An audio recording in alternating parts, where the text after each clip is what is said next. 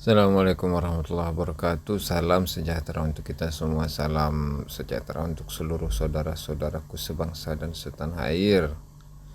Dari Sabang sampai Merauke, dari Miangas sampai Pulau Rote. Alhamdulillah, kembali lagi bersama dengan saya Abdul Aziz Jazuli di channel ini.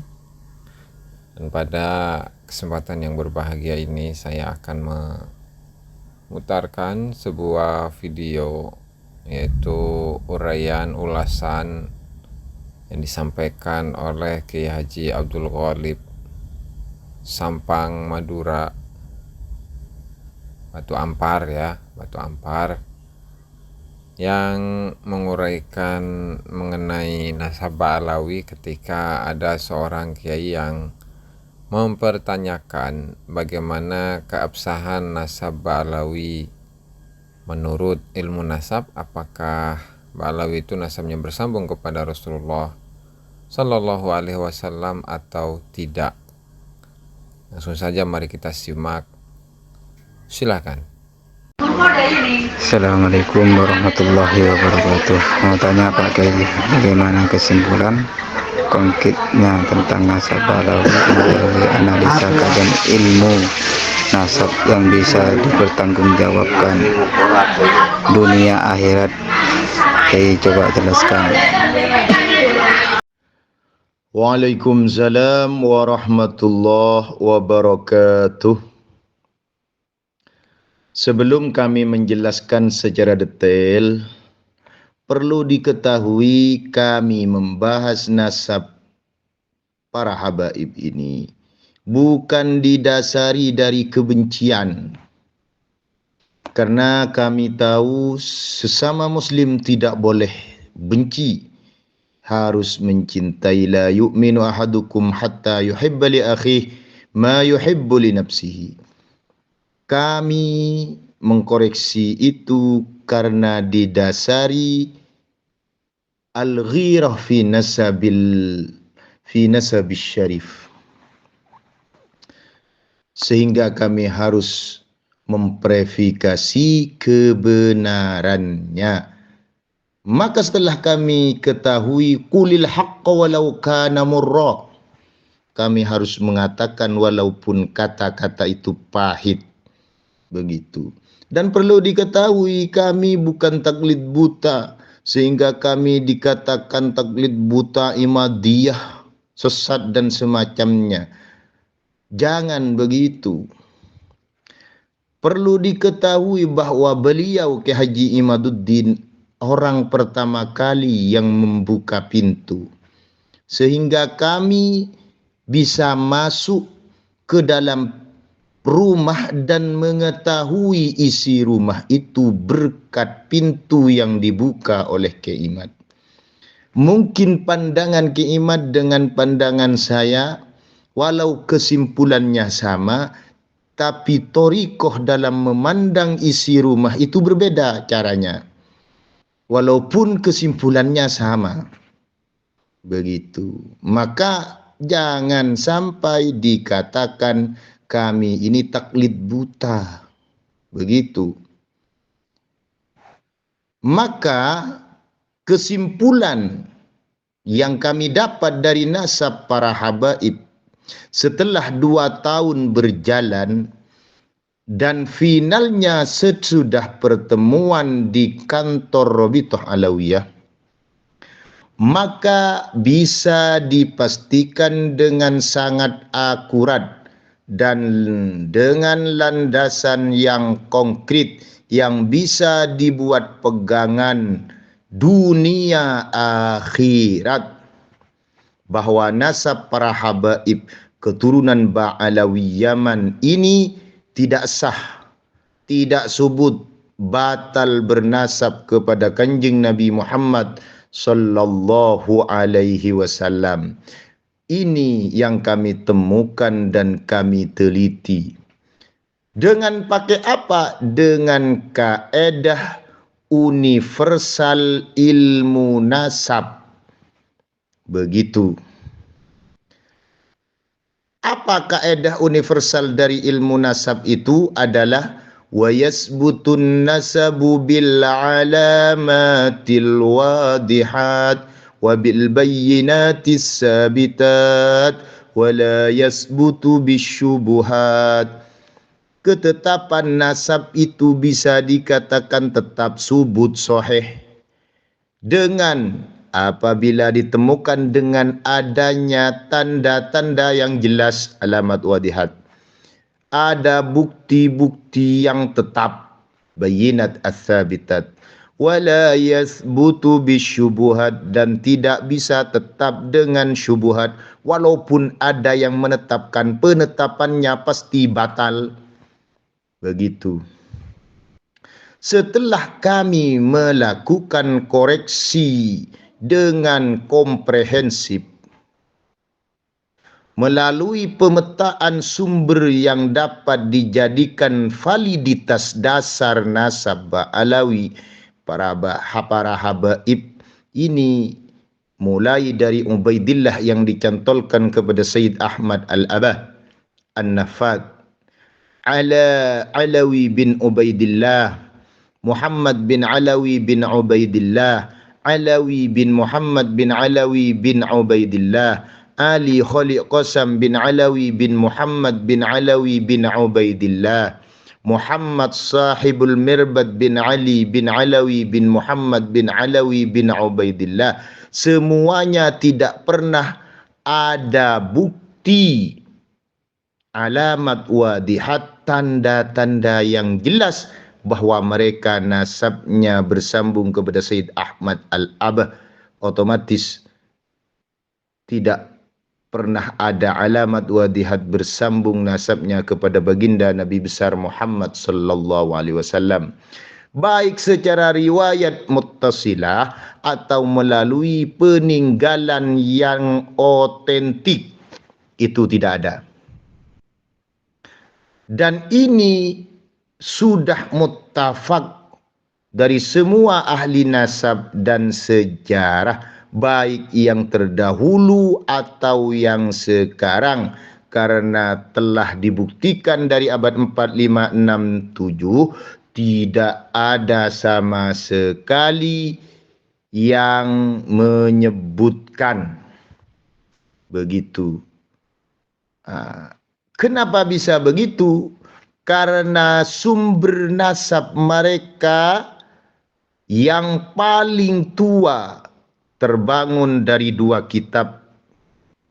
Yang pertama Al-Burqatul Musyiqah, dan yang kedua Al-Jauharus Safaf. Sedangkan rujukan dua kitab ini, Al-Burqatul Musyiqah, Al-Jauharus Safaf sebagai pendukung, yang dijadikan rujukan sumbernya adalah Tarikhul Janadi dan Talkhisil Awaji. Talkhisil Awajinya katanya terbakar. Kalau kata kaidah nasab, kalau data itu hilang atau terbakar berarti memang tidak ada. Yang ada Tarikhul Janadi yang bernama As-Suluk fi Tabaqatil Ulama wal Muluk.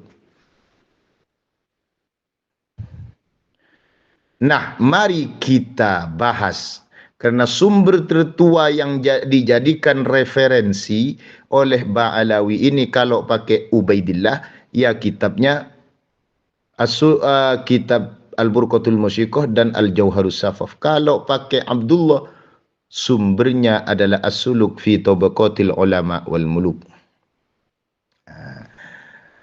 Saat data internal tertua dari Ba'alawi yang kitabnya adalah Al-Burqatul Musyiqah, maka bisa dilihat di halaman 150 sampai 151.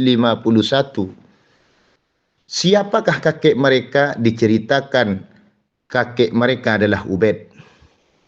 Lalu oleh Sahibul Burqah Al-Musyiqah, Syekh Ali As-Sakran ini, dipaham Ubaid ini adalah Abdullah.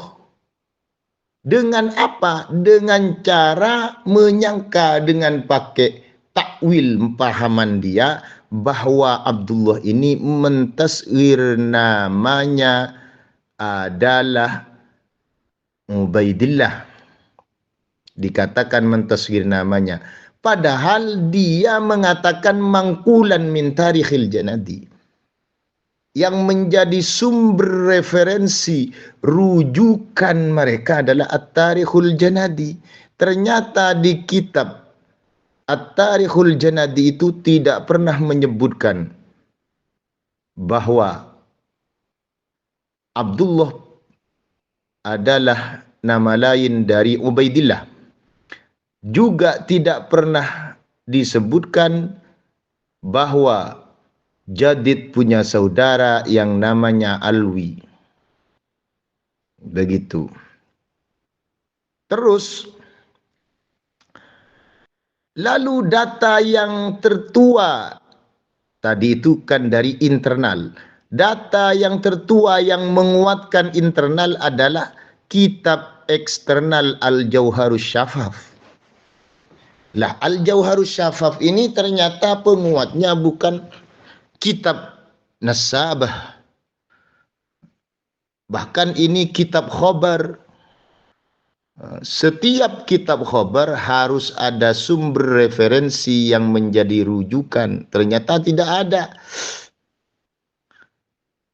Bahkan kitab ini penuh teka-teki karena belum ditahqiq. Dan manuskripnya yang ada di kami baru sekitar 150 tahun kurang lebihnya begitu. 200 tahun kurang lebih. Bukan di abad 8 berarti. Atau bukan di abad 9. Nah, kalau pakai kitab 2 itu sebagai referensi, maka akan terjadi dhanniyud dilala alal maksud. Karena tidak sesuai dengan mangkulnya, dengan referensi yang menjadi rujukan. Karena di sana Ubaidillah hanya melalui pahaman. Walladhi yadharu indi minal fahmi. Terus terjadi mukhalafah lil usul. Karena tidak sesuai dengan mangkulnya yaitu Tarikhul Janadi. Terus terjadi Al-Adraj memasukkan data palsu. Kenapa? Karena Al-Adraj ini bisa dilihat di Muqaddimat fi halaman 66. Menambah nama, menambah titik, menambah huruf, tidak sesuai dengan referensi yang menjadi rujukan yaitu as-suluk fi tabaqatil ulama wal muluk, sehingga oleh ulama dikatakan manhulun nasab, nasab yang palsu yang tidak bisa diisbat oleh nasabah.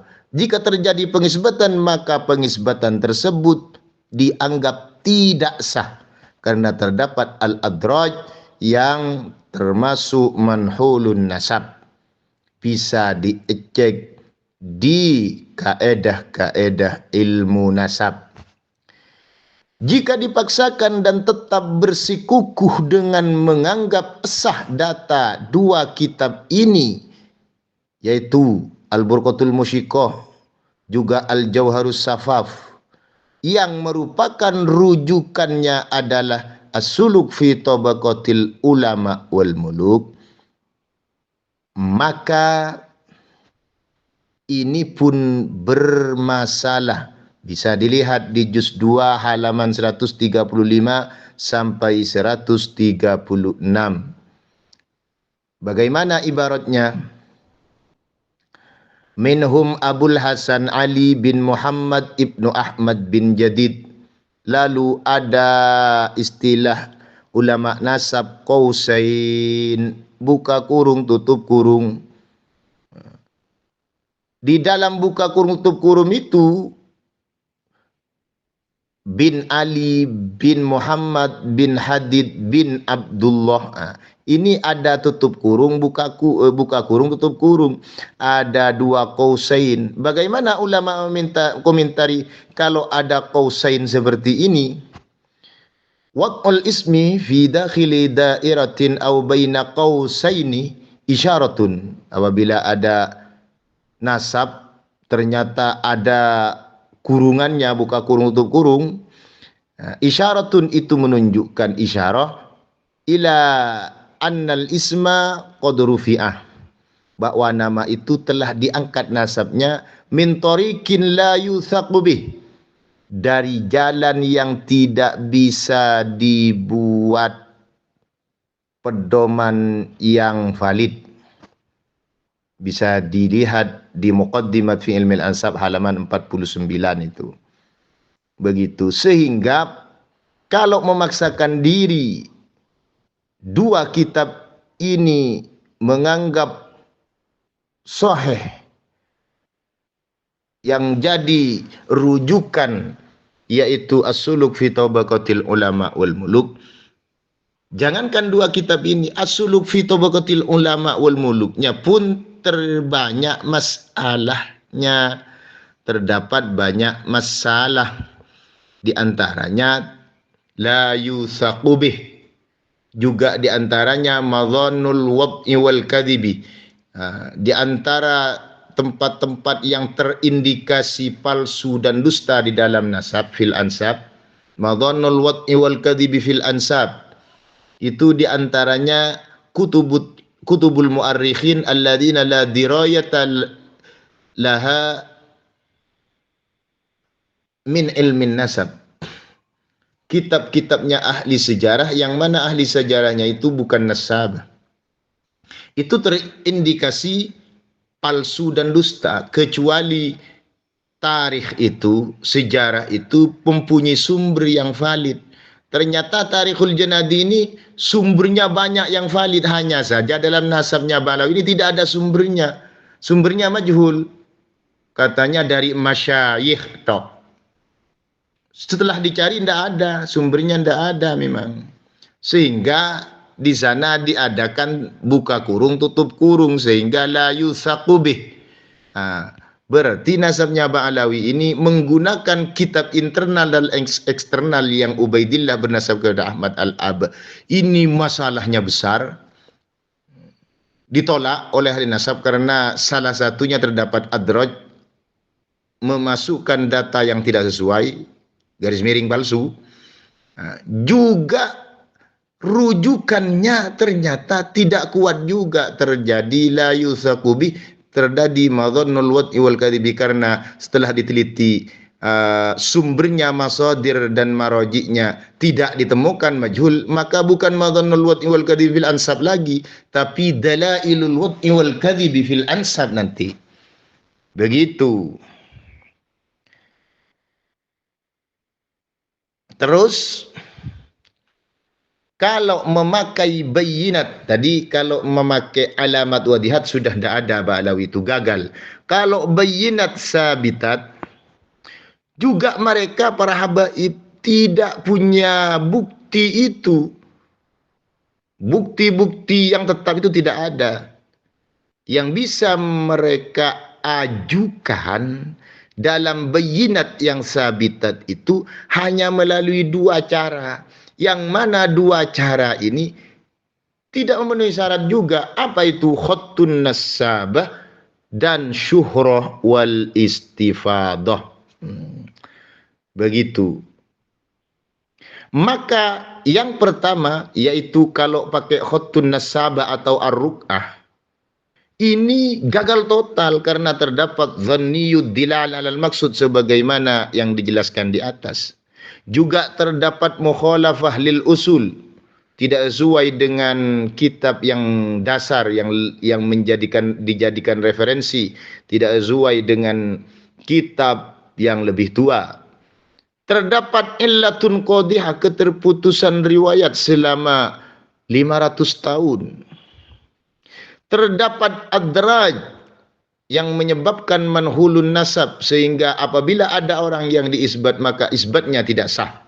Itu karena terdapat dhanniyud dilal al maksud tersebut, karena juga masuk pada kategori adraj. Begitu. Yang kedua, kalau memakai syuhrah wal istifadah maka harus memenuhi 3 syarat. Salah satunya gagal, maka gagal. Apalagi ini 3-3-nya gagal. Syarat yang pertama, kalau istilahnya Imam Syafi'i, harus yantazibu zamanan, nasab itu memang sepanjang masa. Itu di kitab diterangkan begitu. Kalau ibaratnya Imam Ar-Rawyani dalam kitab Bahrul Madhab pakai tuluz zaman, sepanjang masa. Istilah ilmu nasab sebagaimana di kitab Al-Mu'qibun, wa ya'rifunahum bisyadah fi jami'il ajyal, mereka terkenal dengan sayyid di dalam setiap setiap generasi. Atau pakai istilah ilmu nasab yang ada di Razail fi ilmil ansab, bagaimana qidamun nisbah wa syuhrah. Sejak dahulu penisbatan itu dan kesyuhruan itu sudah sejak dahulu memang syuhrah wal istifadah. Atau kalau pakai muqaddimat fi ilmil ansab, ada mustahdisatin tammat tafkib alaiha, tidak baru terbentuk kesyuhruannya. Ternyata setelah diteliti Bang Alawi ini kesyuhruannya di abad berapa? Di abad 10-an ke bawah. Ke atasnya tidak syuhrah sama sekali, tidak terkenal dengan sayyid, tidak pernah ada datanya begitu. Sehingga syarat pertama ini gagal. Begitu. Dua, istilahnya Imam Syafi'i harus wala yasma'u dafi'an. Dia tidak mendengar ada orang yang menolak. Itu istilahnya Imam Syafi'i. Kalau istilahnya Imam Ar-Rawyani, adamud dafi', tidak ada orang yang menolak. Kita lihat di saat dipublikasikan nasab mereka sebagai sayyid di abad 12, maka ternyata ada yang menolak. Siapa? Bisa dilihat di Al-Istizadah min Akhbaris Sadah halaman 1093. Ada ulama sekaligus penguasa Hijaz yang bernama Asy-Syarif Aunur Rafiq.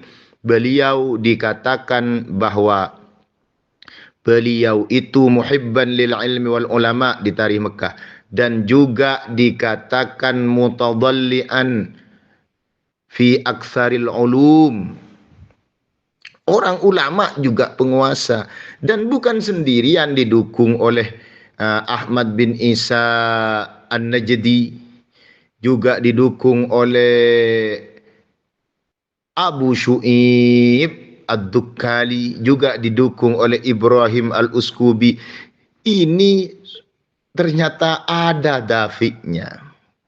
Karena itu syarat kedua pun tidak memenuhi syarat dalam syuhrah wal istifadah, karena ada dafik, sehingga harus mendatangkan bukti bayinat, mendatangkan bayinat yang lain.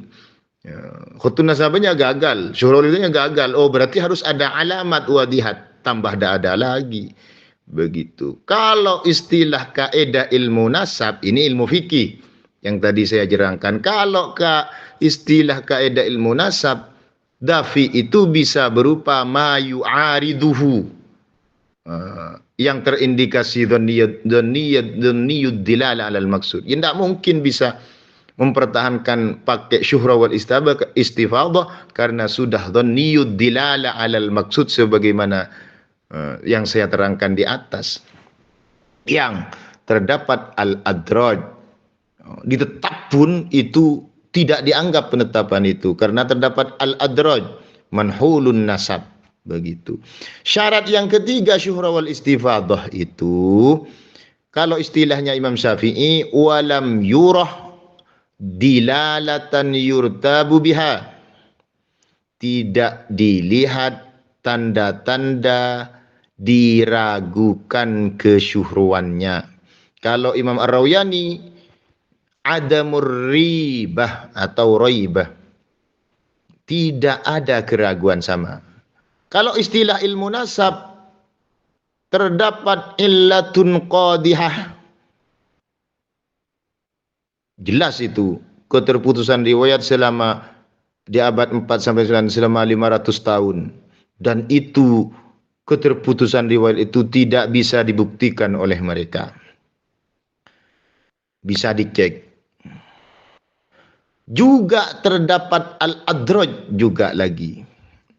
Masuk kepada penyebab ribah al-adraj itu karena dokumen memasukkan data-data yang tidak sesuai. Dianggap dokumen palsu lah.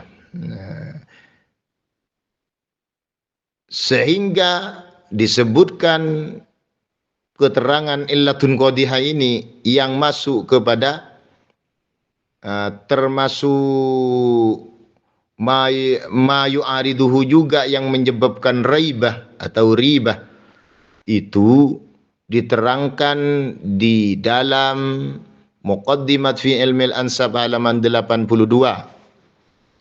Wa minasyuhrati, sebagian dari kemasyhuran itu at-tawatur, sudah mutawatir. Wa syartul amal bit-tawatur, syarat menggunakan dengan tawatur itu harus ifadatul ilmi, memberi faidah ilmu. Apa itu maksud tawatur? Dilanjutkan oleh Muqaddimat fi Ilmil Ansab halaman 82.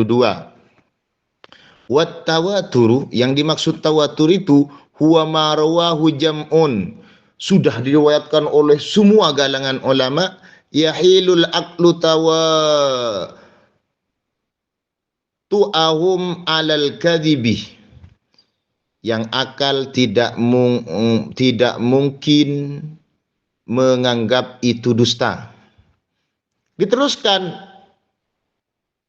wastanaddu fi naklihim, ingat, wastanaddu fi naklihim ala amrin mahsusin, dan terdapat kesenambungan karena ada penukilan yang jelas ala amrin mahsusin. Jadi tidak terdapat illatun qadihah, keterputusan riwayat. Memang ada rentetan-rentetan pemindahan yang bisa ditampakkan, bisa dibuktikan secara mahsus. Begitu, bisa dilihat di Muqaddimat fi Ilmil Ansab halaman 82. Kesimpulannya, nasab Ba'alawi ini ma'al yakin tidak pernah terdapat alamat wadihat dan tidak pernah terdapat bayinat sabitat, sehingga ketetapan nasab Ba'alawi ini dipastikan batal dan mustahil bernasab pada baginda Nabi besar Muhammad sallallahu alaihi wasallam, dan ini bisa dipertanggungjawabkan dunia akhirat. Terima kasih.